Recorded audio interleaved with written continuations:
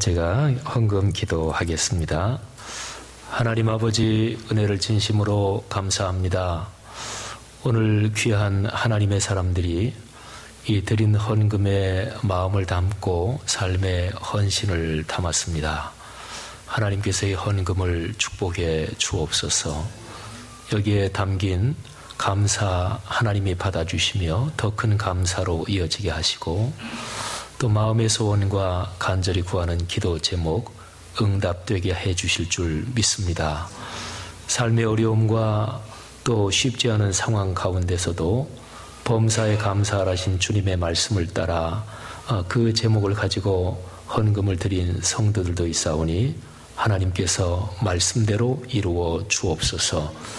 아름다운 교회 공동체에 대한 비전과 헌신, 또 걸어갈 날에 대한 희망을 갖고 하나님께 감사하며 드린 모든 마음들을 하나님이 받아 주시옵소서.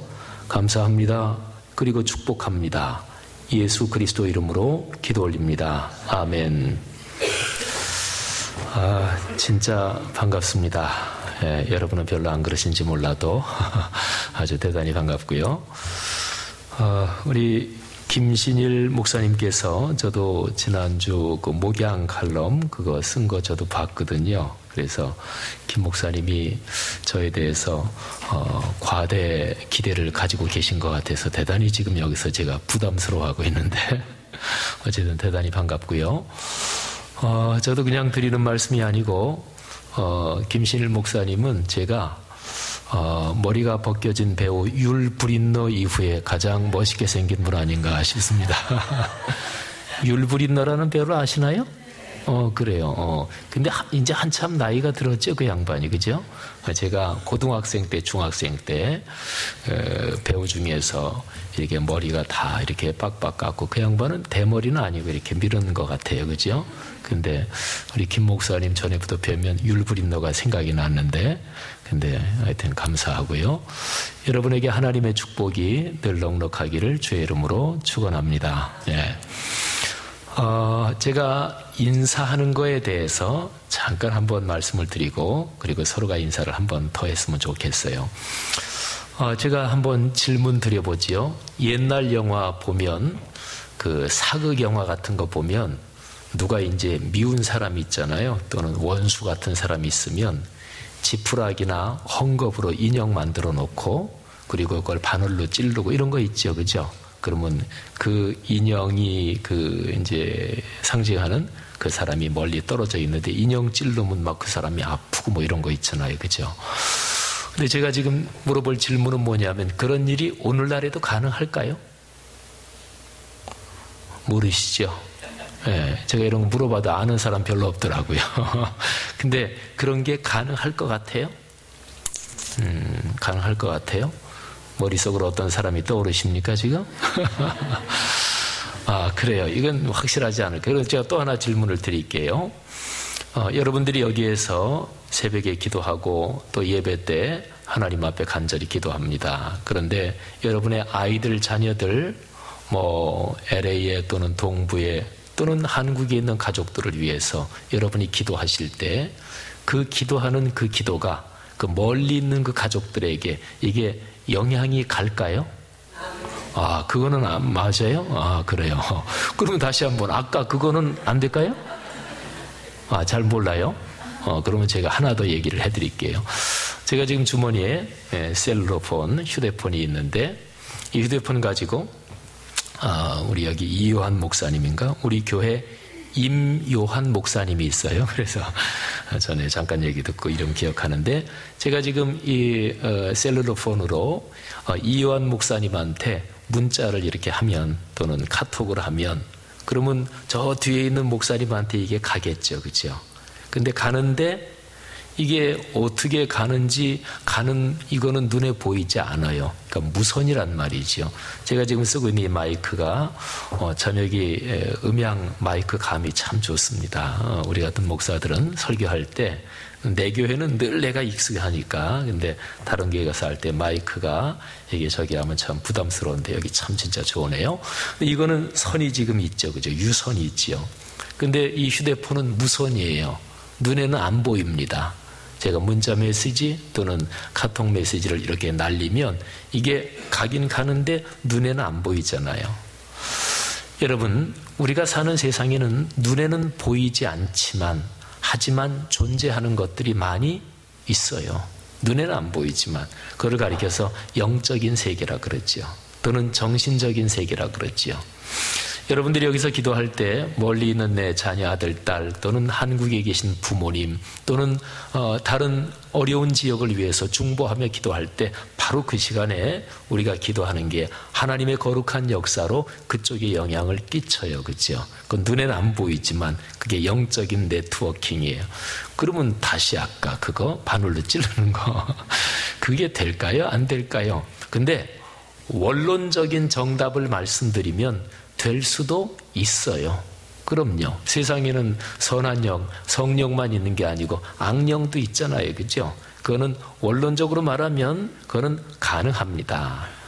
그런데 하나님께서 그런 거를 아무 때나 마구 허락하신다든지 악령이 그렇게 하는 거를 허락하시지는 잘 않을 거예요. 그러니까 괜히 또 머리에 떠오르는 어떤 사람 테스트해 보려고 하지 마시고, 예. 여러분, 우리 사람은요, 눈에 안 보이는 어떤 세계를 아는 사람하고 모르는 사람하고 근본적으로 차이가 있어요. 우리 그리스도인은 누굴까요? 우리 그리스도인은 눈에 안 보이는 세계, 그런데 그 눈에 안 보이는 영역에서 작동되는 어떤 힘 또는 어떤 메커니즘이 있다. 이거를 아는 사람들이 우리 그리스도인들이에요. 그런데 우리가 사람한테 인사하잖아요. 인사는 다 좋은 말이에요. 건강하세요. 또는 아유 평안하세요. 또는 행복하세요. 부자 되세요. 인사는 다 좋은 말 담고 있지. 누가 인사하면서 헤어지면서 아유 가다가 넘어지면 좋겠습니다. 그런 사람이 어디 있어요? 인사는 다 좋은 말이에요. 그래서 인사하는 거는 근본적으로 덕담이라고 그래요. 그런데 내가 인사하는 덕담이 100% 이루어지나요? 그건 아니에요. 그죠? 그냥 좋게 그런 마음을 갖는 거예요. 그런데 그리스도인이 하는 인사는 다릅니다. 우리 그리스도인이 어떤 사람하고 인사할 때 마음속에 하나님 이분을 축복해 주십시오. 하나님 이분이 오랫동안 몸이 약한데 꼭 건강 회복하게 해 주세요. 진실한 마음으로 간절한 마음으로 기도하는 마음으로 인사하면 그러면 어떻게 될까요? 이게 달라지는 거죠. 그죠? 그거는 단순히 덕담 차원을 넘어섭니다. 기도하는 마음으로 인사하면 하나님께서 그때 개입하십니다. 그래서 저는요, 인사할 때 이런 마음을 가지고 인사합니다. 어떤 사람하고 이렇게 악수할 때 하나님, 제가 이 사람 손을 잡은 것 때문에 이 사람을 축복해 주십시오. 또 머리 숙여 인사하면서 하나님, 제가 이 사람을 만나서 인사한 것 때문에 이 사람이 축복을 받게 해 주십시오. 그런데 그거는요, 제가 목사기 때문에만 그런 게 아니에요. 여러분도 다 마찬가지예요. 성경 마태복음에 보면 하나님께서 교회에 맺고 푸는 권세를 주셨어요. 너희가 땅에서 무엇이든지 매면 하늘에서도 매인다. 땅에서 무엇이든지 풀면 하늘에서도 풀린다. 이거를 맺고 푸는 권세라 그러거든요. 이거는 기독교적으로 아주 중요한 가르침이에요. 근데 이 맺고 푸는 권세는 기본적으로 교회 공동체에 커뮤니티에 주어졌지만, 근데 이거는 조금 더 확대 해석해 보면 우리 그리스도인 개인에게도 주어졌어요. 우리 그리스도인 한 사람 한 사람은 성령이 계시는 하나님의 전이잖아요. 그렇죠? 그러니까 맺고 푸는 권세는 우리 그리스도인 개개인에게도 하나님이 흐르게 하셨어요. 이게 바로 그리스도인에게 있는 축복권이에요. 그러니까 우리 그리스도인은 사람들을 만날 때마다 축복해야 돼요. 예수님이 제자들 파송하실 때도 어디에 가든지 어떤 마을에 가든지 거기에서 사람들에게 축복을 빌라 그러셨잖아요. 이게 바로 그리스도인의 인사예요. 그래서 아까 제가 말씀드린 것처럼 물론 제가 누구에게 인사할 때마다 늘 그거를 컨시어스하게 그렇게 생각하고 인사하는 건 아니에요. 근데 가끔 또 자주 또 어떤 경우에 그렇게 늘 생각하면서 기본적으로 그렇게 인사를 합니다. 자, 그러면 이 시간에 제가 그리스도인의 축복의 권세에 대해서 말씀드렸으니까 그런 심정을 가지고 인사하시는데 기억하셔야 될 거는 내가 인사하고 기도하는 심정으로 인사하는 게 지금 이 자리에서 내가 옆에 사람 앞뒤 좌우에 있는 분 축복할 때 지금 하나님께서 여기에 같이 하신다. 그런 거를 우리 아시고 믿으시고 그렇게 인사할게요. 인사하는데 잘 오셨습니다. 또 건강하세요. 뭐 이런 인사 많이 하잖아요. 또 사랑합니다. 이런 얘기도 하고. 그리고 아까 우리 김 목사님 보니까 믿어주세요 그러던데 참 이상한 인사를 하신다는 생각이 들고, 예. 어쨌든 잘 오셨습니다. 사랑합니다. 축복합니다. 그리고 제가 참 좋아하는 인사말이 존경합니다. 이 말은 참 좋은 것 같아요. 존경합니다. 그러니까 제가 4가지 정도 얘기했는데 잘 오셨습니다. 또 사랑합니다. 축복합니다. 존경합니다. 뭐 한 서너 가지 또 은혜 받으십시오. 이렇게 서너 가지 넣어가지고 앞뒤 좌우 분들에게 손 닿는 만큼은 손 뻗어서 이렇게 손도 잡으시고 또 조금 먼 사람은 눈 인사도 하시고 또 너무나 좋다고 막 일어나서 왔다 갔다 하지 마시고 자 우리 서로 인사 지금 나누겠습니다. 다 인사하십시다. 네, 잘 오셨습니다. 진심으로 축복합니다. 네, 사랑하고 존경합니다. 꼭 오늘 저녁에 많이 은혜 받으시기를 바랍니다. 고맙습니다. 우리 장로님들, 권사님들, 집사님들, 젊은이들 주님의 이름으로 축복합니다. 감사합니다. 이 공간이 더 좋아졌죠, 그죠? 네, 그럼요. 눈에 보이지 않지만 하나님의 거룩한 은혜, 선한 에너지가 이 공간에 훨씬 더 많이 넘치는 거예요. 여러분이 평생 사시면서 하나님은 여러분을 통해서 다른 사람을 축복하기를 원하신다. 이거를 꼭 기억하시기를 바랍니다. 부모님들, 자녀들 기르시잖아요. 부모가 자녀를 볼 때 제일 마음 아프고 제일 슬플 때가 언제일까요? 자, 부모가 어디를 가는데 내 아들, 내 딸을 봤어. 길거리에서 또는 자기 친구들이랑 있는데 내가 봤어요. 그런데 내 아들, 내 딸은 나를 못 봤어요. 부모를 못 봤어요.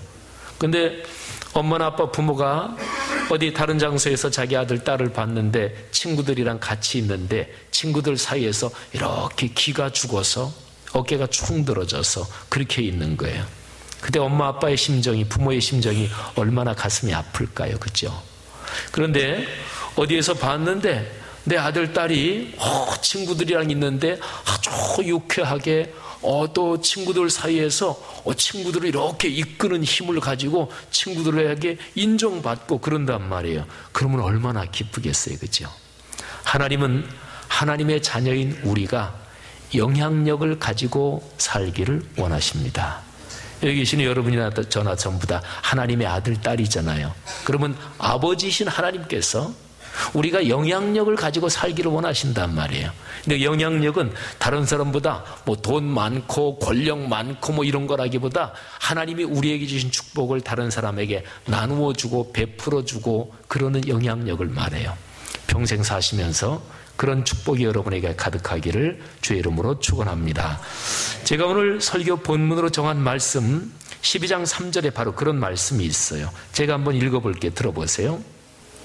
너를 축복하는 자에게는 내가 복을 내리고 너를 저주하는 자에게는 내가 저주하리니 땅의 모든 족속이 너로 말미암아 복을 얻을 것이라 하신지라. 아멘.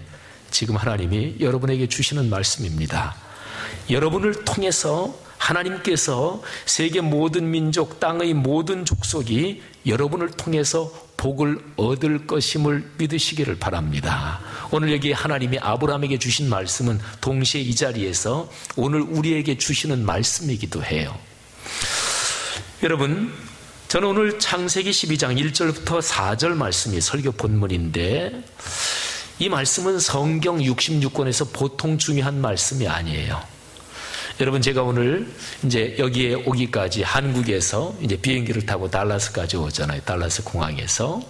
그러면 제가 사는 서울 성수동에서 인천 공항까지 제가 이제 차를 타고 가는데 반드시 거쳐야 될 지점이 있어요.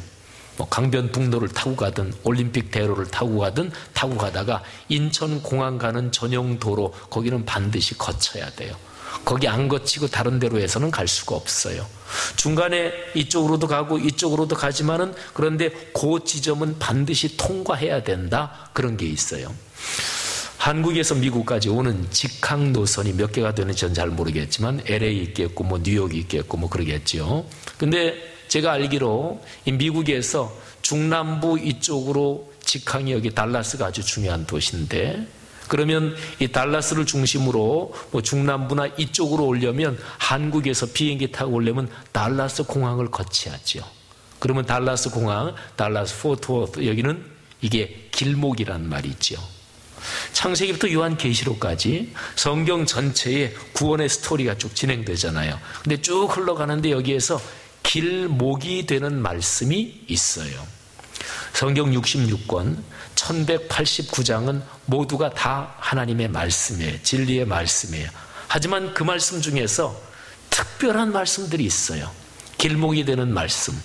그래서 성경 전체 흐름을 우리가 이해하고 은혜를 받고 내가 하나님의 사람으로 살아가려면 적어도 길목이 되는 말씀은 정확하게 이해하고 그 말씀을 꽉 붙잡아야 돼요. 창세기 12장 1절부터 4절은 바로 성경 전체 흐름에서 길목이 되는 말씀 중에서도 아주 중요한 말씀이에요. 우리말로 다르게 표현하면 성경 말씀 중에서 체급이 다른 말씀이 있다, 이렇게 얘기할 수가 있어요. 다른 식으로 한번 표현해 볼까요? 성경을 커다랗게 둘로 나눌 수가 있습니다. 자, 성경 창세기부터 요한계시록까지를 두 덩어리로 나눌 수가 있어요. 여러분 머릿속에 금방 떠오르죠? 아, 목사님, 그렇죠? 구약과 신약이지요.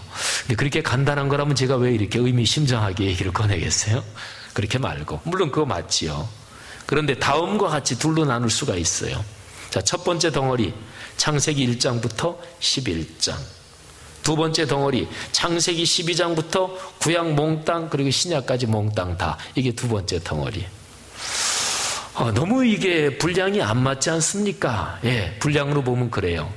근데 의미로 보면은 제가 이렇게 두 덩어리로 나눈 것이 아마 여러분에게도 이해가 갈 거예요.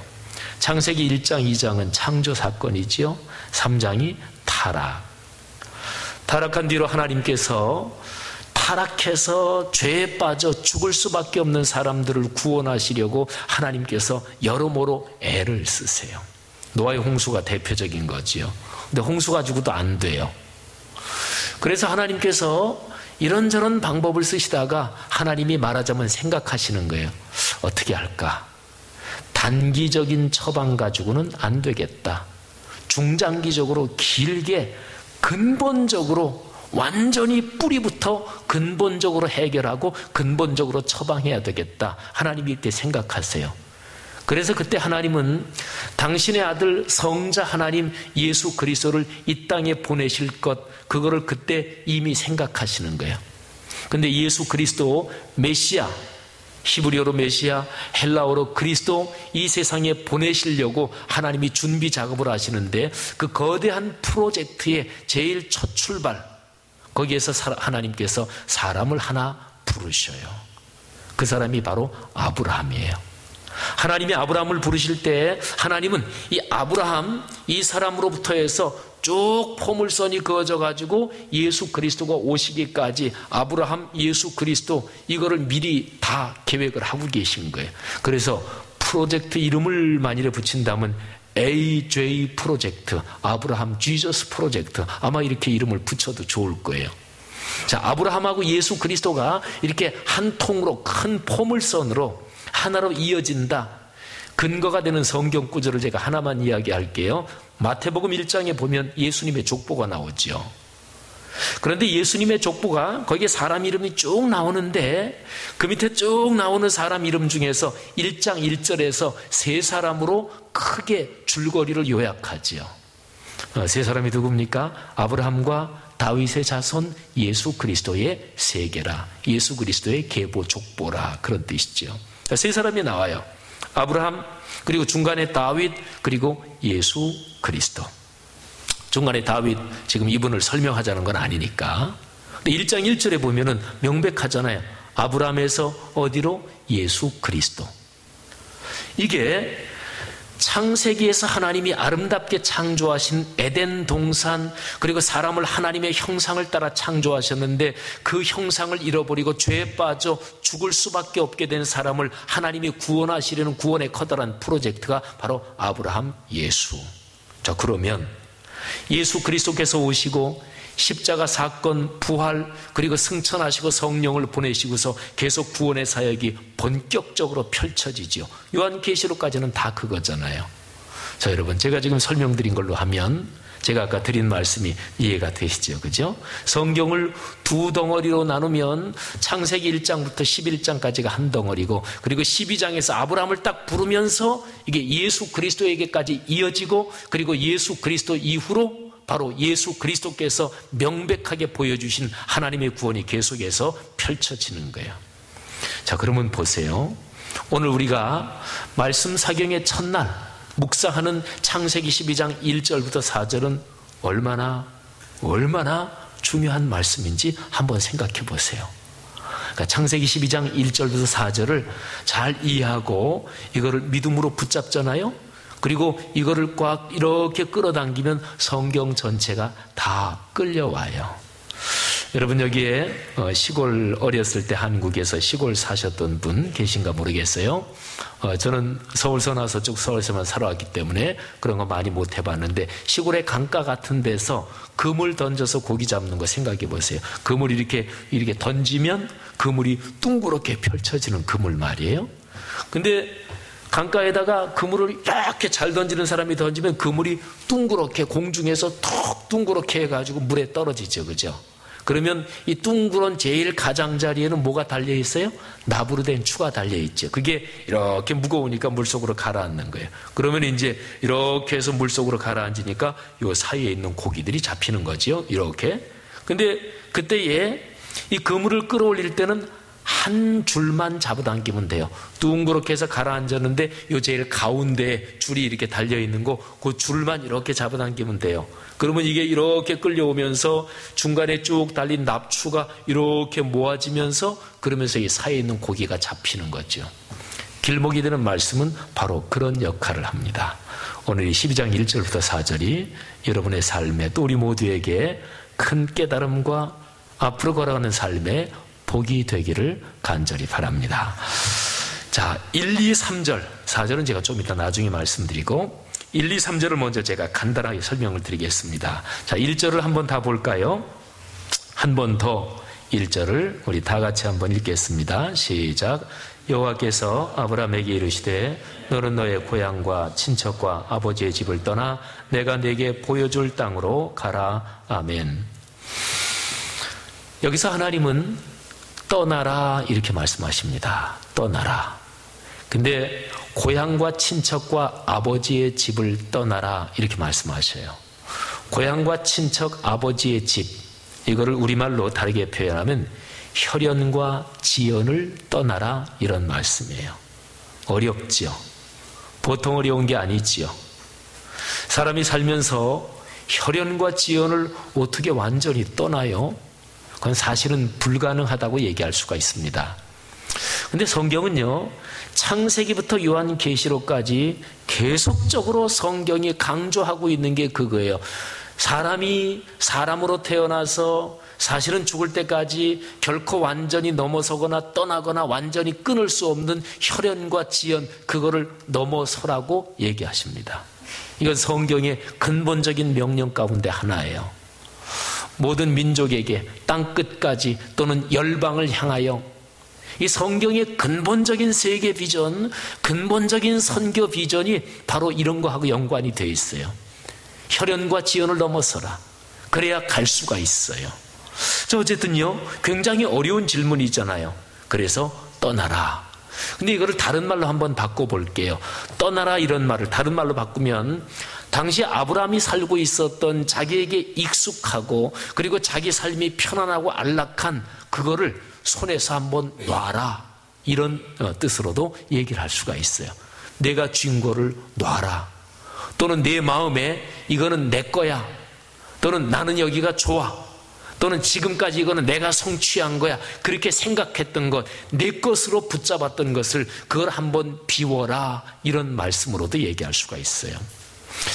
열대지방 가면 원숭이들을 그렇게 잡는다고 하는 얘기가 있는데 저는 잡는 거 그렇게 보진 못했고 그냥 얘기로만, 뭐냐면 원숭이란 놈이 호기심이 많다면서요. 그래서 큰 나무에다가 말이죠, 나무로 만든 이런 병, 나무로 이렇게 깎아서 만든 이 병에다가 말이죠. 이 목은 좁고, 그리고 여기 이렇게 안에 넓고, 거기에다가 원숭이라는 놈이 좋아하는 무슨 과일을 넣어서, 그래서 이 좁은 목 거기를 끈으로 묶어서 큰 나무에 묶어 놓는다면서요. 그럼 원숭이라는 놈이 와가지고 냄새도 나고 하니까 그 나무로 만든 거기에다가 손을 이렇게 해서, 이게 목이 좁으니까 손을 이렇게 좁게 해야 들어갈 거 아니겠어요. 이렇게 해서 손을 넣어가지고 거기는 과일을 꽉 쥔단 말이에요. 근데 이렇게 했을 때는 들어가는데 꽉 쥐니까 이게 안 나오잖아요. 그때 이제 가서 잡는다면서요. 근데 원숭이란 놈이 머리가 좀 있으면, 하긴 머리가 있긴 있죠. 근데 IQ가 낮아서 그렇지. 원숭이란 놈이 머리가 있으면 이걸 놔야 될 거 아니겠어요. 그리고 이 손을 좁혀가지고 이거를 빼야 될 거 아니에요. 그리고 도망가야 될 거 아니겠어요. 근데 그 열매 하나, 이거 놓지 못하고 계속 붙잡고 있다가 뭐 사람에게 잡힌다면서요. 그죠?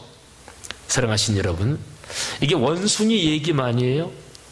여러분이 지금까지 살아온 인생을 한번 생각해 보세요. 여기 연세가 좀 많이 드신 분도 있고 젊은 분도 있지만, 가만히 사람 누구나 다 자기의 살아온 삶을 생각해 보면 작은 것에 욕심을 부리다가 큰 것을 잃어버린 경우는 사람 누구에게나 다 많습니다. 그걸 가리켜서 소탐대실이라고 그러죠. 하나님께서 지금 아브라함에게 얘기하시는 거예요. 내 손에 쥔 거를 좀 놔라. 좀 너 자신을 비워라. 하나님께서는 기회로 부르시는 거예요. 위대한 기회를 주시는 거예요. 근데 그 첫 걸음이 뭐냐면 너 자신을 비워라. 이게 첫 걸음인 거예요. 제 간증 하나 잠깐 할까요? 제가 89년도에, 그러니까 지금으로부터 25년 전이네요. 제가 젊은 시절에, 지금도 젊지만요. 더 젊은 시절에 제가 독일로 유학을 갔습니다. 한 몇 년 이제 유학하고 나서 박사학위 이제 거의 다 끝날 쯤이 됐어요. 95년 7월 달에 제가 박사학위를 마치고 왔는데, 근데 95년 3월 달에 봄에 한국에 제가 잠깐 들어왔던 적이 있어요.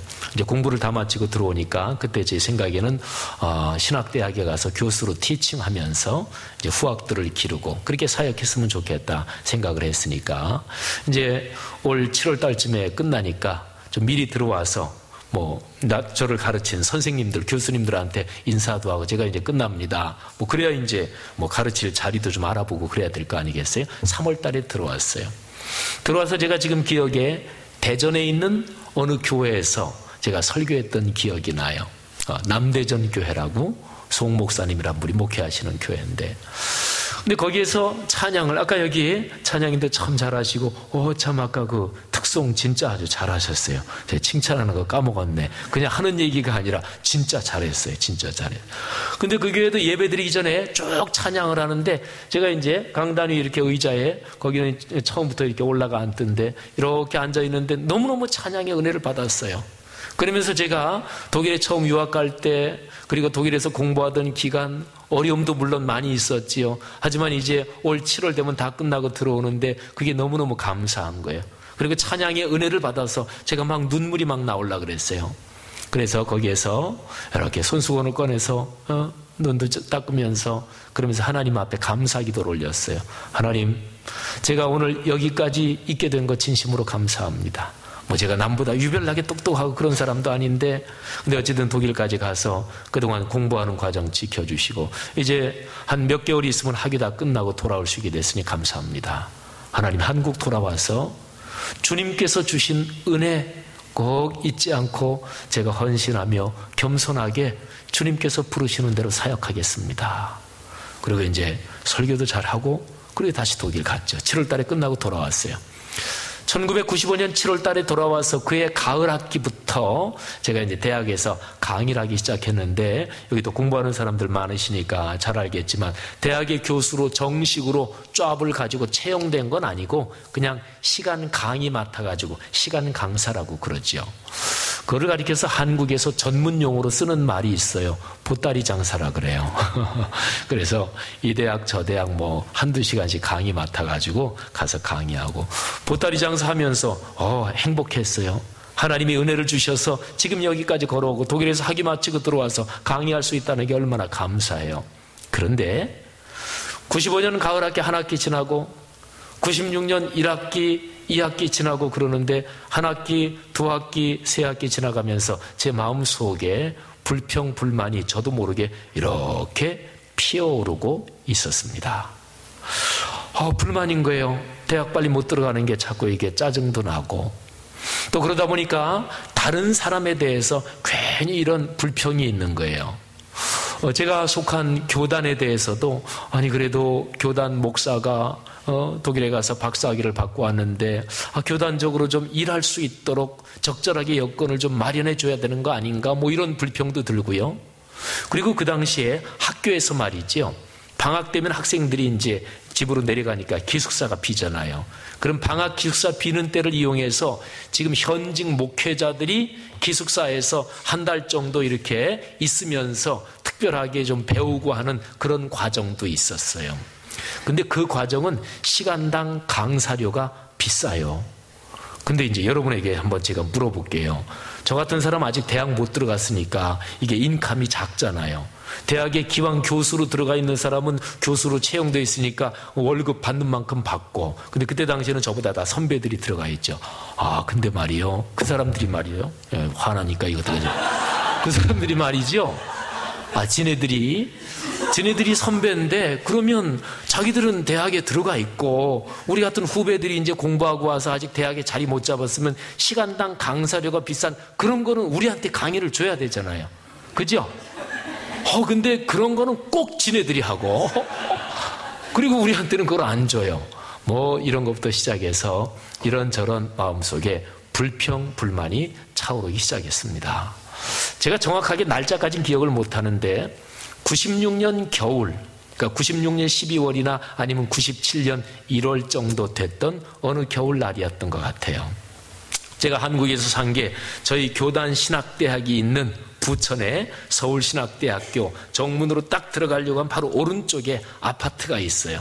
저는 그 아파트에 새들어서 살았어요. 믿음이 좋았거든요. 나는 이 학교 교수로 분명히 들어간다 그래서.